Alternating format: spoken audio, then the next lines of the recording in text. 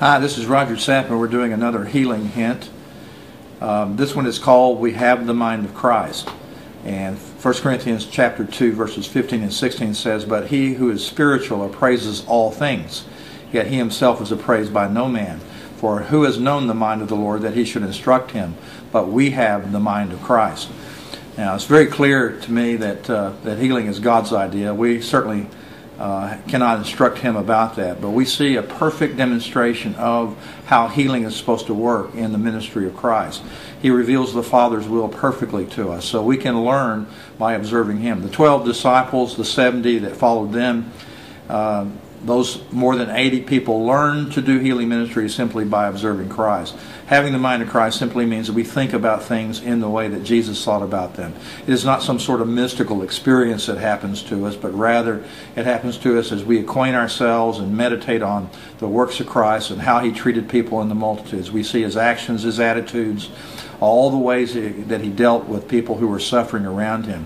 See, I'm sure that if you had talked to Mary in that day and said to Mary, maybe God doesn't want to heal that woman because she's been so sinful, she's caused her own problems, Mary would have simply responded out of her understanding of how Jesus thought about things, what he demonstrated to her, by simply saying, "What do you mean he doesn't want to heal that woman?"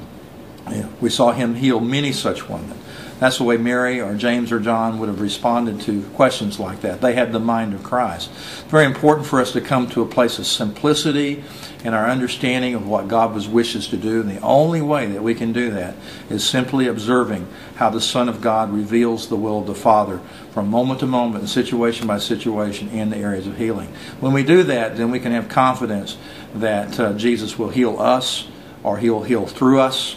He'll heal those suffering people around us in the same ways that he did 2,000 years ago.